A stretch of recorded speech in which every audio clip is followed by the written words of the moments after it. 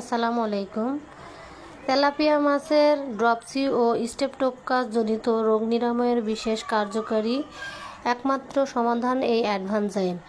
Tilapia মাছ আপনাদের সুতার মতো যদি পায়খানা করে বা মল করে, সেক্ষেত্রে আপনারা এই অ্যাডভানজাইমটা অবশ্যই খাওয়াতে পারেন।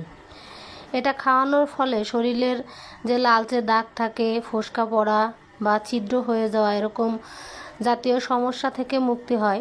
তাছাড়া কাপ জাতীয় মাছের লেজ পচা, আইস উঠে যাওয়া ও আইস বাঁকা হয়ে যাওয়া, পেটে পানি আসা ইত্যাদি যাবতীয় রোগ নিরাময় হয়।